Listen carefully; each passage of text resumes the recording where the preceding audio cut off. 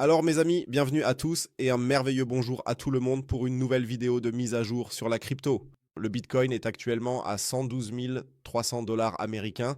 Hier soir, nous avons encore eu une légère vente parce que Donald Trump s'est encore dit « je vais poster un petit message et me plaindre que la Chine n'achète pas de soja ».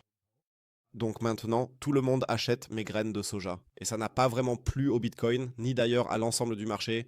Pas vraiment. Et nous avons encore un peu baissé, mais rien de vraiment critique. Nous sommes toujours à 112 300 dollars américains à ce stade. Cela signifie que notre possibilité, que j'ai également publiée hier, où j'ai brièvement reculé parce que je pensais que nous avions formé un creux plus profond, est toujours une possibilité. Nous allons donc certainement examiner cela dans la vidéo de mise à jour d'aujourd'hui. Et bien sûr, les altcoins, les marchés boursiers, etc. PP. Alors assurez-vous de rester jusqu'à la fin. Mais avant de commencer, comme toujours, n'hésitez pas à laisser un like sur la vidéo. Abonnez-vous à la chaîne si ce n'est pas déjà fait. Et bien sûr, rejoignez le groupe gratuit Telegram Talk et Signal. Si vous êtes intéressé par des mises à jour, actualités et signaux, n'hésitez pas à nous rejoindre. Le lien est gratuit en bas dans la description de la vidéo. Et si vous cherchez toujours un échange ou échanger tout cela, n'hésitez pas à contacter mon partenaire. Échange Binx, actuellement, vous pouvez réclamer jusqu'à 11 500 USDT en bonus et utilisez-le pour tester l'exchange. Il y a également actuellement un événement de dépôt où vous n'avez qu'à déposer 500 dollars et puis retrouver le libre-échange. Si vous atteignez certains volumes de trading, alors je dirais que le Bitcoin est à 112 300 dollars américains. Comme je l'ai dit hier, je l'ai déjà posté dans le groupe Telegram que cela pourrait être une possibilité. C'était juste avant que nous ayons la chute. À ce stade, il se pourrait que nous ayons ici une possible 1, 2, 3, 4, 5, donc un joli décompte en vague d'Elliott. Pourquoi est-ce que je pense cela? Parce que, comme je l'ai dit, nous n'avons pas eu de creux plus bas.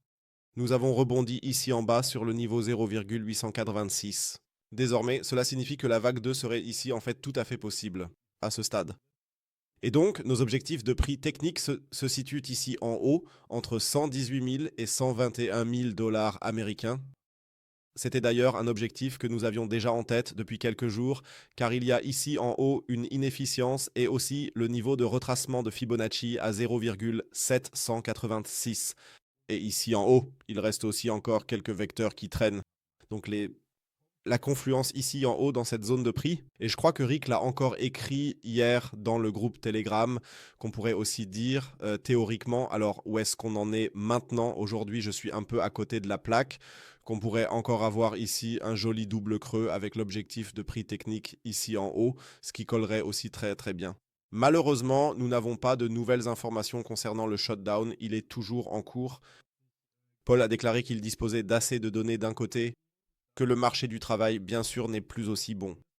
Mais d'un autre côté, il estime à nouveau qu'il n'a pas assez de données pour prendre de vraies décisions. Donc, le marché du travail, c'est nul. En fait, nous pourrions baisser les taux d'intérêt, mais il nous manque les données, que nous avons probablement déjà secrètement de toute façon. Donc, pour résumer, c'est ce que Powell a dit hier. Donc, toujours pas de nouveaux éléments significatifs en réalité. Pas d'informations importantes pour nous. Oui, il ne se passe pas grand-chose de ce côté-là. Hier, j'ai encore lancé un bot. Sur Pionex, un bot long qui continue de tourner, il est désormais sécurisé avec un stop-loss à l'entrée et les profits ont été pris. Le bot short continue également de tourner. Cela veut dire qu'en fait, nous sommes maintenant très très bien positionnés dans les deux sens. Ici, du moins pour l'instant, de ce côté-là, si on regarde les funding rates, elles ont légèrement augmenté. Pour le Bitcoin, ce n'est pas forcément ce que j'aimerais voir à ce stade. Et si on regarde la heatmap, on voit clairement le cluster. 116 à, je vais dire, jusqu'à 119 000 dollars américains. C'est là que se trouve la plus grande partie de la liquidité, vue sur 3 jours. Passons maintenant à la vue hebdomadaire et regardons cela tranquillement. Là, on voit, si ça voulait bien charger, on voit une image similaire. Nous avons la plus grande liquidité vers le haut. Elle est simplement là. Il y a à peine de la liquidité en dessous de nous, évidemment, car qui aurait pu ouvrir des trades ici? Quasiment personne à ce stade. Bien, passons aux altcoins. L'Ethereum reste toujours très très solide. Nous avons presque comblé l'inefficience ici en bas et ainsi aussi le vecteur à 50%. C'est un très très bon signe pour moi. Donc pour ceux qui sont toujours en position longue ici, les objectifs devraient aussi être clairs. 4400 à 4700 dollars, ce seraient maintenant les prochains objectifs. Si nous devions, entre guillemets, franchir cette zone de vente ici. La zone de vente, elle est partout, pas seulement sur Ethereum, mais aussi sur Solana. Très, très décisif à mon avis. Nous avons maintenant formé partout des creux plus hauts, c'est un bon signe. Mais nous devons franchir cette zone de vente et ainsi combler l'inefficience, remplir les vecteurs et former un sommet plus haut. Si c'est le cas, il pourrait toujours y avoir un léger repli, mais nous aurions une rupture de structure car nous aurions un sommet plus haut. En effet, si nous ne parvenons pas à franchir ce niveau ici, et cela nous amène déjà directement à Solana. Alors, la situation ici reste toujours mauvaise. Et nous pourrions toujours avoir ici un scénario A, B, C, D, et la variante E nous amènerait alors vers 150 à 130. Nous amènerait à 150 à 130 dollars américains. Donc, nous ne sommes pas encore sortis d'affaires, même si les cours remontent actuellement et qu'un peu plus de calme s'installe, mais soyez simplement extrêmement prudents. Je reste bien sûr en position short ici, car nous avons atteint la zone de short en haut, tout comme sur Ethereum. Donc les deux shorts sont actuellement en cours, et bien sûr aussi les longs en parallèle, ce qui signifie que nous sommes doublement bien positionnés. Et maintenant, nous attendons simplement de voir comment le cours va évoluer à ce niveau. Sinon, passons à autre chose, voyons, qu'avons-nous encore? Hype. C'est assez monotone, il ne se passe pas vraiment grand-chose. Chainlink, pareil, c'est assez monotone, il ne se passe pas grand-chose ici non plus. Ici aussi, il y a des mouvements en 3 temps possibles qui pourraient nous amener vers les 24 à 25 dollars. Donc, vous voyez, les schémas sont partout les mêmes. Le cours doit simplement enfin faire un pump vers le haut. Si l'on regarde les marchés traditionnels et que l'on passe à l'euro face au dollar américain, on voit aussi que le short continue, le stop loss est désormais à l'entrée et il suffit de laisser courir la position. Il n'y a rien d'autre à dire pour le moment. Et puis, on passe au marché traditionnel. Le DAX, oui, belle vente, ça s'est un peu maintenu, mais d'une certaine manière, ce n'est pas vraiment ça non plus. Alors que les indices boursiers frôlent déjà à nouveau leur plus haut historique, le DAX, lui, est toujours à la traîne. 2,5% en dessous sur la position short, donc ça se passe bien. J'ai déjà parlé du stop loss à l'entrée hier, prenez vos profits. Et maintenant, on attend de voir comment le DAX va évoluer.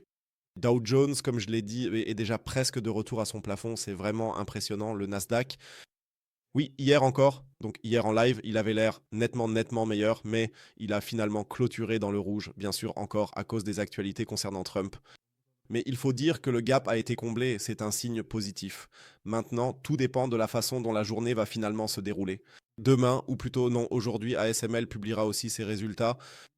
Les résultats, ça va être très intéressant également, notamment pour voir où en est le secteur de l'IA. Si les résultats sont positifs, il est probable que nous verrons bientôt un nouveau plus haut historique. Et enfin, pour terminer, les actions individuelles à ce stade, si l'on regarde cela de plus près. La wave quantum est incroyable. C'est fou comment ça explose d'un plus haut historique à un autre plus haut historique. Elle évolue désormais autour de 44 dollars, non pas 44 centimes, mais bien 44 dollars. En tout cas, elle continue sur sa lancée et Circle reste toujours en mouvement latéral. Et vous le voyez déjà ici, les alternatives. Sinon, je dirais que c'est tout pour moi. C'était une mise à jour relativement courte, mais aujourd'hui, je ne suis tout simplement pas en forme. Voilà. Je n'ai pas vraiment besoin de vous répéter ce que je vous ai déjà dit hier. Peut-être encore très brièvement, FatWatch Tool est toujours à 97%. Donc là non plus, il n'y a pas vraiment eu de changement. Et sinon, c'est plutôt calme en ce moment. Nous devons attendre qu'il se passe vraiment quelque chose à la hausse ici. Je vous remercie d'avoir regardé. J'espère qu'on se retrouve demain. Sinon, c'est tout pour moi. N'oubliez pas de liker, de vous abonner, de rejoindre le groupe Telegram et vérifiez aussi le bonus Pionex tant qu'il est encore disponible. L'offre a été spécialement prolongée, vous pouvez obtenir les freebots et ainsi faire du long ou du short comme bon vous semble. Vous pouvez aussi reprendre quelques setups des vidéos. Et sinon, je dirais que c'est tout pour moi. D'ici là, ciao ciao et comme toujours, restez crypto.